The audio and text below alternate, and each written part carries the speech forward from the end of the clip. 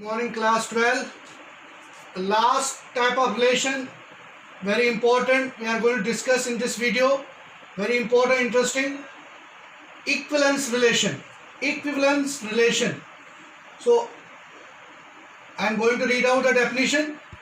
A relation R on set A is said to be an equivalence relation if it is reflexive, symmetric and transitive. So equals relation वही relation हो सकती है और relation और on set ए जो reflexive भी होगी, symmetric भी होगी और ट्रांजिटिव भी होगी. All the three conditions must be satisfied, then it is said to be an equivalence relation. So let us give an example. एक एग्जांपल से समझते हैं कि क्या ये इक्वलेंस रिलेशन क्या होती है. सो मान लीजिए हमारे पास एक रिलेशन है, दो ट्राइंगल है T1 और T2. T1 और T2 दो ट्राइंगल है, such that T1 is congruent to T2. T1 जो है वो कॉन्ग्रेंट टू T2 है. सो अगर ये तीनों, अगर ये रिफ्लेक्सिव भी होगा, कंडीशन सेटिस्फाई करेगी, symmetric and then transitive, so then we call it as equivalence relation. All the three must be, conditions must be satisfied. So first condition क्या हमारी है बच्चों, that is reflexive. So reflexive क्या होता है, we have already studied this reflexive. Reflexive means when the elements जो होंगे satisfy करेंगे बाय yes own set.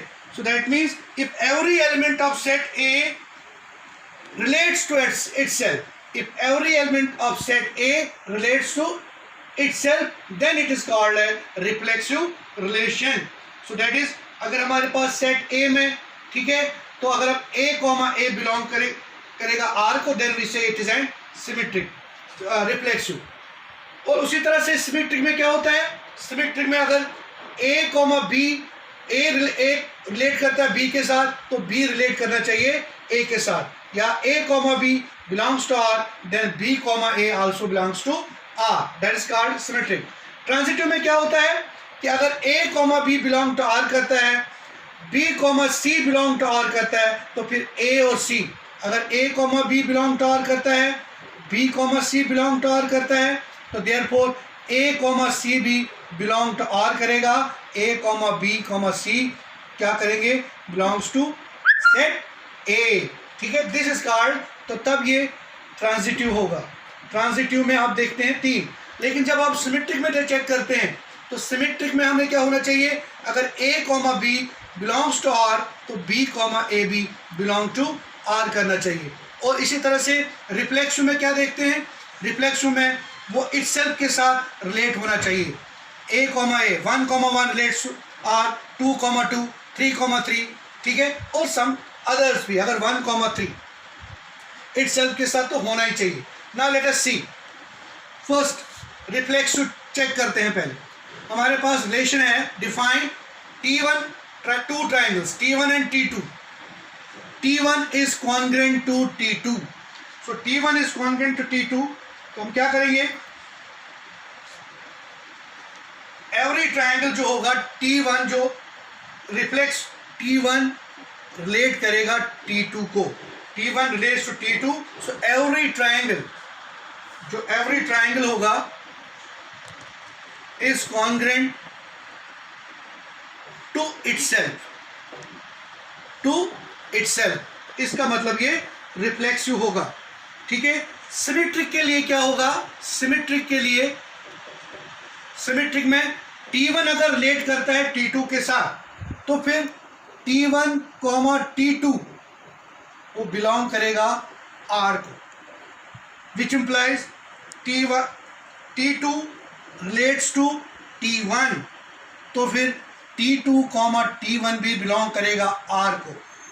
अगर दो ट्राइंगल कॉन्ग्रेंट होंगे, मान लो ट्राइंगल T1 कॉन्ग्रेंट है ट्राइंगल T2 को, तो फिर T2 भी कॉन्ग्रेंट होगा ट्राइंगल T1 को. यही हमने लिखा कि अगर T1 रिलेट करता है T2 को, T1 कॉन्ग्रेंट है T2 को, तो फिर T2 भी कॉन्ग्रेंट होगा T1 को. So therefore T2 comma T1 belongs to R.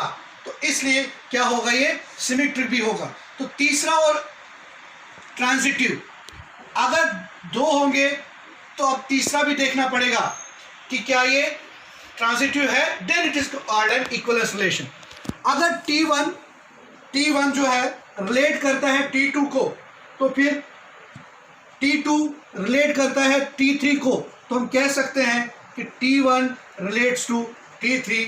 So therefore ये बिलोंग करते हैं T1, T2, T3 जो बिलोंग करेंगे R को. Then it is transitive. Hence जब ये तीनों होंगे रिफ्लेक्सिव, सिमेट्रिक और transitive, we say that it is equivalence relation. So equivalence relation में क्या देखना आपने, रिफ्लेक्सिव, सिमेट्रिक और ट्रांजिटिव तीनों कंडीशंस सेटिस्फाई करने चाहिए.